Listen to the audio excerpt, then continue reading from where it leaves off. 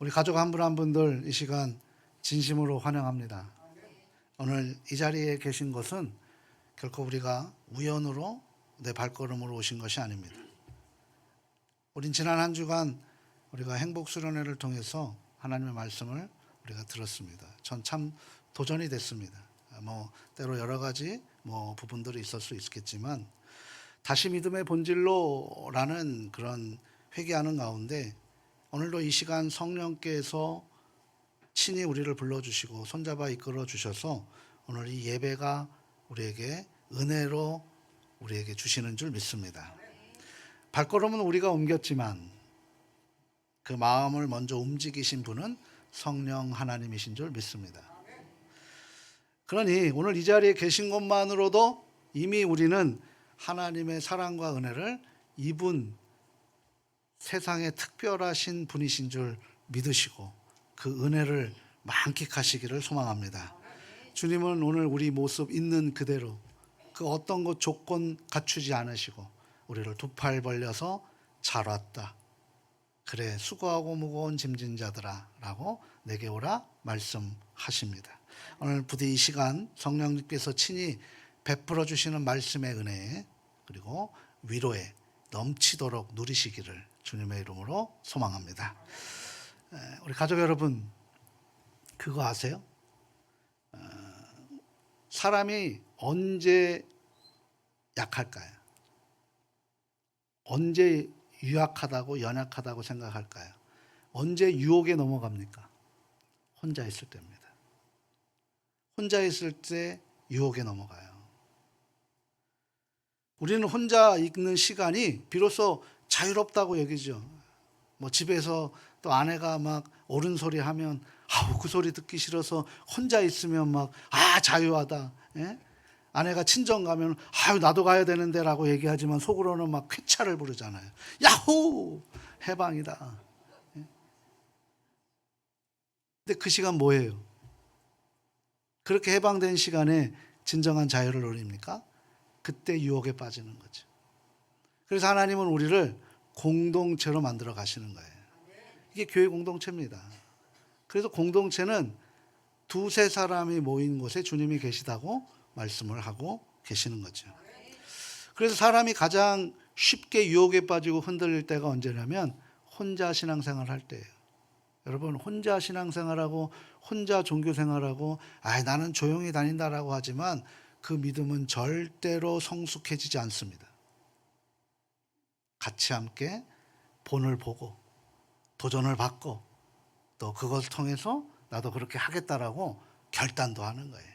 그래서 우리가 예배 자리를 지키는 것이고 우리가 기도하는 것이고 또 여러 가지 신앙생활을 하는 거예요. 믿음이 마찬가지로 그런 거죠. 우리가 이 땅에 살아가는 지금 이 시대, AI 시대라고 합니다. 부족하면 다 AI한테 물어보면 막 능수능란하게 가장 좋은 최선의 정보를 질문과 동시에 엔터하는 순간 1분도 안 걸려서 다 정보를 습득하는 시대를 살아가고 있습니다. 그런데 이런 시대에 하나님의 말씀은 사람을 통해서 역사하신다라는 사실입니다. AI가 하지 못하는 것이 뭔지 아십니까? 바로 망설임입니다. AI는 바로 나오죠. 그런데 우리는 그 말을 해야 되나 말아야 되나 그것을 생각하는 거죠. 그 망설임이 놀라운 또 교감할 수 있는 매개체가 된다라는 사실이죠. 서로가 연결되어 있어요. 어느 때보다.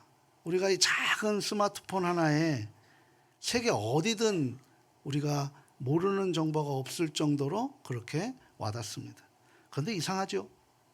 그렇게 연결할수록 우리는 점점 더 외로워지고 철저하게 혼자가 되어버립니다. 요즘 보세요. 1인식 식탁이 생깁니다. 오히려 그런 식당이 더 잘 됩니다. 혼자 밥 먹고 혼자 스마트폰 보고 혼자 생각하고 함께라는 단어가 점점 사라지는 시대인 거죠. 그러다 보니까 함께 있어도 와닿지 않아요. 우리가 식탁에서 가족들하고 식사하면 뭐합니까? 하루 종일 얘기하는 게 아니라 다 스마트폰 보면서 밥 먹고 하는 거예요. 각자의 자리에서도 같은 공간에 있지만 다 스마트폰 보면서 자기가 하고 싶은 이야기만 하고 하고 싶은 생각만 하고 그렇게 살아갑니다. 군중 속에서 철저히 홀로 되는 그런 외로움을 우리 스스로가 습관에 누리고 있다라는 사실이죠. 그때 그런 우리에게 우리 주님께서 오늘 조용히 한 말씀을 건네십니다. 그게 뭘까요? 우리 함께 읽어보도록 할까요? 한번 띄워주세요. 같이 함께 읽어봅니다. 두세 사람이 내 이름으로 모인 곳에는 나도 그들 중에 있느니라. 아멘. 왜 굳이 혼자가 아니고 두세 사람이라 하셨을까? 많이도 아니잖아요. 2명이든 3명이든. 그 작은 모임 가운데 우리 주님이 내가 함께 있겠다라고 약속을 하십니다. 여러분, 복음이 뭘까요? 복음. 복 좋아하십니까? 복 싫어하세요? 복 싫어하세요? 복 좋아하죠? 복 싫어하시는 분이 어디 있어요? 다 복 좋아하죠. 우리는 복주머니 뭐 많잖아요. 베개에도 복자 써놓고 베고 자면은 뭐 복이 들어온다 어쩐다 그러지 않습니까? 근데 복이 어떻게 옵니까? 복이 복음이라 그래요. 복음. 복음은 뭡니까요? 복된 소식이에요. 근데 그 소식은 어떻게 옵니까? 소리로 옵니다. 소리로 오는 거예요. 하늘의 복이 우리에게 임할 때는 어떻게 올까요? 바로 소리로 옵니다. 소리로. 내가 그 소리를 시인할 때 그것이 내 안에 녹여져서 나와 함께하는 그 복음이 좌정하게 되는 거예요. 두세 사람이 함께 있는 거죠. 오늘 이 말씀 앞에서 우리가 이번 주부터 시작하는 합독, 우리가 말씀을 우리가 입술로 고백합니다. 근데 한번 볼까요? 오늘 이 자리에 합독하자고 했지만 내 입술이 아직 안 떼어지신 분들 분명히 계십니다. 내가 말씀을 선언할 때 그것이 내 귀에 내 목소리가 들려질 때 그것이 기적이 되는 거예요. 어제도 우리가 신방이 있었는데 저는 그것이 하나님의 확신이라고 저는 믿고 있습니다. 한 권사님이 신방을 할 수 있는 상황이 아니었어요. 링거를 맞아야 됩니다. 근데 리더이기 때문에 어쩔 수 없이 신방을 할 수밖에 없는 상황이었습니다. 근데 정말 힘들고 아픈 상황에서 버티기가 어려워서 근데 말씀을 읽고 그 예배 가운데 온몸에 모든 땀이 옷을 다 젖을 정도로 땀을 흘리시고 나서 그 다음에 그분께서 말씀하시는데 아픈 게 사라졌다는 거예요. 저는 이게 말씀의 능력이라고 봅니다.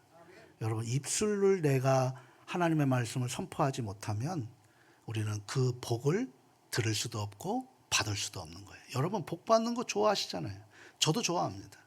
근데 그 복을 내가 내 자존심 때문에 여러 가지 때문에 그걸 입으로 선포하지 않으면 오늘 주님이 우리 가운데 있지 않겠다라고 말씀하고 계십니다. 그래서 한 목소리로 말씀을 소리내어 읽는 것, 이것이 얼마나 큰 은혜인지 우리 예언교회가 대한민국 최초로 그렇게 합독하며 소리내어 말씀을 읽으며 정말 복받는 그리고 그 복을 전하는 그런 예언교회 될 수 있기를 주님의 이름으로 소망합니다. 전 이번 수련회를 통해서 하나님의 약속을 받았어요. 하겠습니다. 두렵지 않고 하겠습니다. 해보겠습니다. 해보자고요. 그래서 놀라운 은혜가 있기를 바랍니다. 그래서 함께 소리내어 읽는 것은 우리의 공로가 아니라 바로 하나님의 은혜입니다. 우리 19절 말씀 같이 한번 또 볼까요? 19절 함께 읽도록 하겠습니다. 너희 중에 두 사람이 땅에서 합심하여 무엇이든지 구하면 하늘에 계신 내 아버지께서 그들을 위하여 이루게 하시리라. 아멘. 내 입으로 선포해야 돼요. 선포하지 않으면 절대 그 복은 우리에게 오지 않습니다. 여기서 저는 집중하고 싶은 것은 뭐냐면 합심하여입니다. 합심하여. 본래 이 합심하여라는 단어는 뭐냐면 함께 소리를 낸다라는 거죠. 함께 소리를 낸다. 우리가 아는 심포니, 이 교향곡이라는 건데요. 이 심포니라는 것이 바로 여기에서 왔습니다. 합심하여. 가만히 생각해 보세요. 우리 찬양대회 오늘 찬양했어요. 오늘 찬양 잘하셨죠? 은혜 받았죠? 근데 이분들의 목소리가 다 똑같습니까? 이분들의 인생이 다 똑같아요. 우리가 얘기하는 교향곡에 보면 악기들이 있어요. 수많은 악기들이 자기의 그 소리를 냅니다. 그런데 그 소리가 하나로 아우러지는 하모니가 되어버려요. 왜 그럴까? 한 가지 비밀이 있죠. 그 하나 되면 뭡니까? 그 악기들이 스스로 만들어낸 것이 아닙니다. 바로 앞에서 인도하는 지휘자님의 통제를 받는 거죠. 그리고 악보가 같기 때문에 그런 겁니다. 같은 음을 내는데 서로 다른 그런 소리로 같은 음을 내니 하나의 아름다운 합창곡과 되는 그런 아름다운 하모니가 이루어진다는 사실이죠. 우리의 합심도 그러한 것입니다. 여러분, 사랑하라고, 사랑해야 된다라고 다그친다고 사랑해집니까? 하나 되라고, 하나 안 되면 안 된다라고 명령한다고 하나 되지 않습니다. 우리 같은 말, 같은 마음, 같은 뜻, 같은 비전, 같은 열매, 이거 365일 여기에다가 슬로건처럼 붙여놔도 우리가 그렇게 억압하고 강조하면 될 것도 안 된다라는 거예요.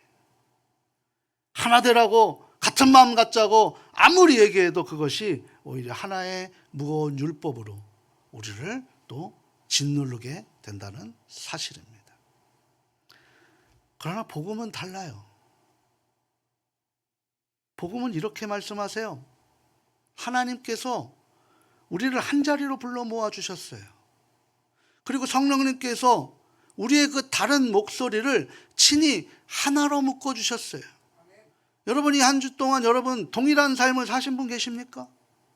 내 아내도 내 자식도 나와 똑같은 삶과 내가 똑같은 생각을 하고 살지 않아요.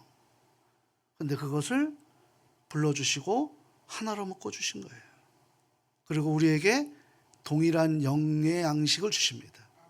우리가 함께 소리 내어 읽을 때 그 어우러짐, 그것은 우리의 노력도 아니고 우리의 정성도 아니고 우리의 솜씨도 아닙니다. 바로 성령님의 일하심인 줄 믿으시기를 소망합니다. 그래서 합독이라는 것은 우리의 정성이기 이전에 하나님께서 우리에게 주시는 은혜라는 거죠. 느헤미야 8장을 보면 이런 장면이 나옵니다.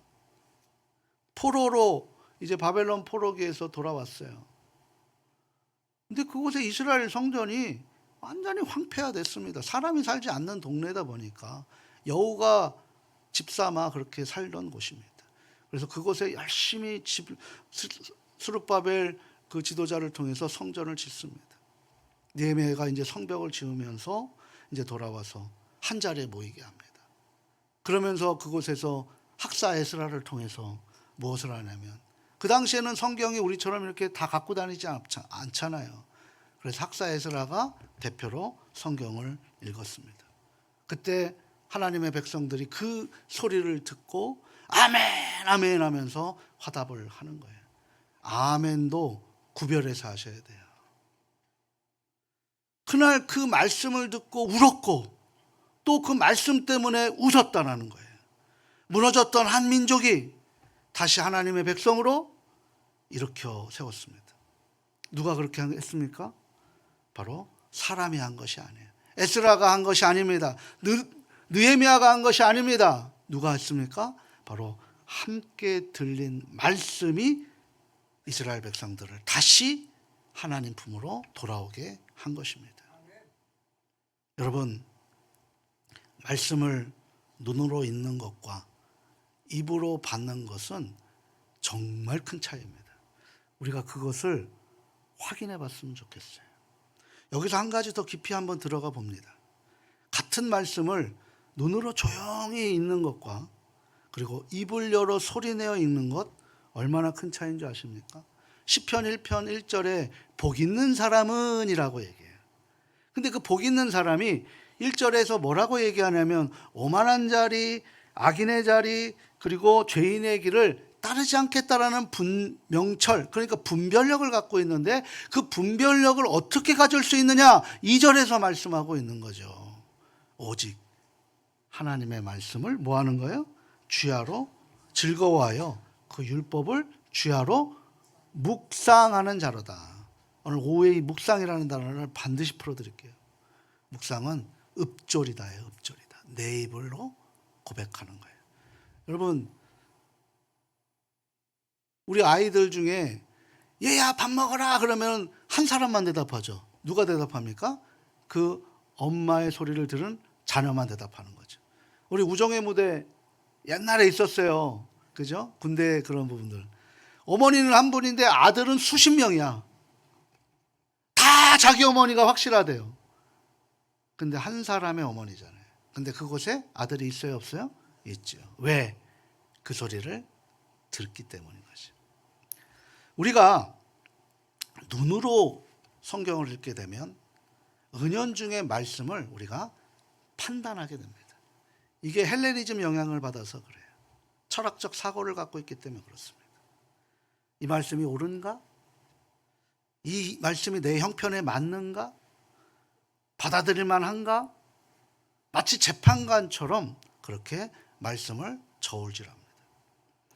그러나 입을 열어서 하나님의 말씀을 선포하는 순간 무엇이 바뀌냐면 여호와는 나의 목자시니 내게 부족함이 없으리로다. 이렇게 내 입으로 소리를 내어 고백할 때 나는 더 이상 그 말씀을 판단하는 자리에 있지 않는다는 거예요. 그 말씀 아래 내려가서 그 말씀에 나를 맡기는 자리에 서게 된다라는 사실입니다. 이게 입술로 고백하는 거죠. 사도 바울이 얘기해요. 이렇게 고백합니다. 우리 같이 한번 읽어볼까요? 믿음은 들음에서 나며 들음은 그리스도의 말씀으로 말미암았느니라. 아멘. 믿음은 보는 것에서 난다고 하지 않았어요. 바울이 이렇게 얘기해요. 내가 입을 열어 소리를 낼 때 그 소리가 가장 먼저 듣는 사람이 누구예요? 누구예요? 나 자신이에요. 나 자신. 하나님이 복을 어디로 주셨냐? 이 말씀으로 주셨다는 거예요. 그래서 말씀을 읽는 자가 복 있는 자라고 말씀하십니다. 근데 그 말씀을 우리가 읽지를 않는 거죠. 그러니 우리가 그 복을 누릴 수 없는 거예요. 아픈데도 말씀을 읽지 않습니다. 외로운데도 말씀을 읽지 않아요. 내 자존심 때문에, 내 능력 때문에, 내 힘으로 살아가려고 해요. 그런 말씀이 우리에게 복으로 작동하지 않는다는 거예요. 우리 교회는 제가 소원하는 게 있어요. 우리가 말씀을 한 목소리로 읽는 대한민국 최초의 교회가 되기를 원합니다. 그래서 그 말씀을 경험하는 거예요. 체험하는 거예요. 말씀을 읽는데 안병이 나고, 저는 이 말씀 시작하기도 전에 벌써 어제부터 이것을 체험했어요. 다른 분들은 자꾸 목사님 강조하면 약해진다고 하는데 저는 확실합니다. 말씀부터 그 말씀이 내 입에 선포되는데 복이 달아난다? 복이 임하지 않는다? 하나님 말씀은 살아있는 말씀이 아닌 것이죠. 그 말씀을 우리가 받아야 되는 거예요. 로마서 10장 8절에서 10절 말씀도 이런 말씀을 하세요. 우리 같이 한번 읽어보도록 합니다. 그러면 무엇을 말하느냐? 말씀이 내게 가까워 내 입에 있으며 내 마음에 있다 하였으니 곧 우리가 전파하는 믿음의 말씀이라. 내가 만일 내 입으로 예수를 주로 시인하며 또 하나님께서 그를 죽은 자 가운데서 살리신 것을 내 마음에 믿으면 구원을 받으리라. 사람이 마음으로 믿어 의에 이르고 입으로 시인하여 구원에 이르느니라. 아멘. 근데 여기서 우리가 오해하지 마세요. 우리의 목소리가 신비한 힘이 있다는 게 아니에요. 능력은 그 말씀에 있다는 거죠. 여러분, 집에서 고민할 때 다른 거 하지 마시고 말씀 합독하세요. 목장에서 어떻게 해야 되는가 고민하고 그걸 나누기 전에 말씀으로 의미하면서 말씀으로 함께 그것을 누리십시오. 그게 해석이고 그게 하나님이 우리를 이끌어가는 놀라운 은혜입니다. 여러분, 하나님 말씀 앞에 자존심이 어디 있어요? 내가 입으로 시인해야지. 내가 하나님보다 높은 사람입니까? 내가 하나님보다 능력이 좋습니까? 하나님 말씀을 묵상하고 하나님 말씀을 입으로 시인할 때 그 말씀이 우리를 이끌어가는 것. 시편 119편 105절에 뭐라고 말씀하세요? 주의 말씀은 내 발에 등이요 내 길에 비치니이다. 나는 길이요 진리요 생명이니 나로 말미암지 않고는 아버지께로 나아올 자가 없느니라. 우리가 이 말씀을 우리가 알아야 되는 거예요. 여기엔 중요한 진리가 한 가지 숨겨져 있어요.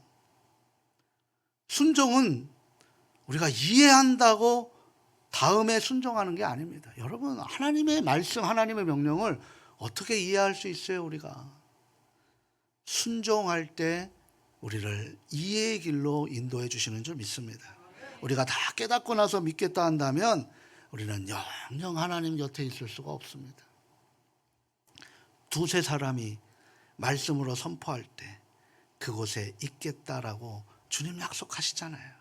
그러나 나는 나의 입으로 먼저 주님의 말씀이 옳습니다라고 고백하는 그 한 걸음을 걸어갈 때 그제야 그 말씀의 깊이가 우리의 삶을 하나님 품으로 인도해 주시는 줄 믿습니다. 우리가 지향할 삶은 바로 내 머리로 말씀을 재단하는 삶이 아니라 내 입을 통해 임하시는 하나님의 말씀을 따라 순종하는 삶이 되어야 될 줄 믿습니다. 그 가운데 우리 주님 계신다는 거예요. 저는 이 말씀 이 한 주 동안 묵상하면서 너무나 큰 은혜를 받았습니다. 여러분, 우리 첫째 날 기억하십니까?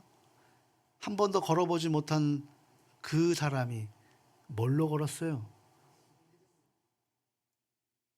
말씀으로. 생각이 아니라니까. 내 능력이 아니라니까. 말씀으로입니다. 오늘 본문에서 우리에게 들려주신 가장 깊은 말씀에 이르렀죠. 우리 20절 말씀을 보면 이런 말씀을 하죠. 다시 한번 우리 읽어보도록 합니다. 두세 사람이 나의 이름에 모인 곳에는 나도 그들 중에 있느니라. 아멘. 사랑하는 가족 여러분, 지금 막 잘 나가니까 잘 될 것 같죠? 말씀을 잃어버리면 다 끝납니다. 지금 나는 걱정 없게 사니까 나는 성공한 것 같죠? 말씀 잃어버리면 다 끝나는 거예요. 그게 성공한 인생이 아닙니다. 오늘 그 말씀을 얘기하는 거예요. 우리가 애써 하나님을 찾아 올라가는 거예요? 아니에요. 여러분, 세상 종교는 신을 쫓아 올라갑니다. 신을 찾아갑니다. 내 문제를 가지고 신을 쫓아갑니다. 그러나 복음은 하나님이 우리에게 다가오시는 거예요. 아픈 자리에, 힘든 자리에, 슬픈 자리에. 지금 당장 나는 걱정 없이 사는 것 같죠? 어느 한순간에 쓰나미처럼 물러옵니다. 제가 한순간에 무너졌던 사람 중에 한 사람이에요. 그 많았던 재산 다 날아가고 그랬던 사람입니다. 여러분, 그거 아무것도 아니에요. 신기루입니다. 신기루. 오직 말씀인 거죠. 하나님께서 우리에게 그 아픈 자리에 내려오시는 거죠. 우리가 모이는 것이 먼저가 아니라 주님이 먼저 찾아오신 곳, 주님이 먼저 예배하신 이 예배의 자리에서 말씀으로 입술로 고백하며 한 주가 시작될 수 있기를 소망합니다. 마태복음은 처음부터 이 한 가지를 말하려고 했던 거예요. 우리 아기 예수님의 이름이 뭡니까? 임마누엘이죠. 임마누엘이 뭐예요? 하나님이 우리와 함께 계시다. 그리고 그 주님이 공생에 다 끝마치시고 부활하시는 승천하시는 그 40일 기간 동안에 승천하시면서 뭐라고 말씀하셨어요? 내가 세상 끝날까지 너희와 항상 함께 있으리라. 어떻게 계셔요? 우리 주님이 세상 끝날까지? 뭘로 계시는 거예요? 말씀으로 계시는 거예요. 한번 여쭤볼게요. 한 주를 사시면서 내 입에서 나오는 게 말씀입니까? 세상 소리입니까? 내 입에서 나오는 것이 세상 삶의 말씀이에요? 세상 사람의 그 말들이에요? 하나님의 말씀입니까? 내가 한 주를 살면서, 하루를 살면서 하나님의 말씀을 내가 입술로 선포하며 살아갑니까? 수련회를 하는 동안 새벽에 우리는 하나님의 말씀을 교독하지 않았어요. 합독했습니다. 근데 우리 교회는 그런 재질이 너무나 좋아서 하나님의 말씀을 받아들이는데 용이하다는 거죠. 여러분, 하나님 앞에 자존심 세우면 뭐 할 거예요? 우리에게 복을 주시겠다고 하는데 순종하면 하나님의 역사를 하시는 거죠. 오늘 그 말씀을 하시는 거죠. 사도 요한이 얘기를 해요. 우리가 왜 함께 소리 읽어? 그 읽는 말씀이 누구이냐? 바로 말씀이 육신이 되어 우리 가운데 거하셨다라고 말씀하시는 거죠. 그리스도이십니다. 그러므로 우리가 함께 성경을 소리내어 읽을 때 그것은 종이의 글자가 읽는 것이 아니에요. 살아계신 말씀을, 곧 주님을 우리 가운데 모시는 것이 내가 입으로 말씀을 고백할 때 역사가 일어나게 된다는 사실입니다.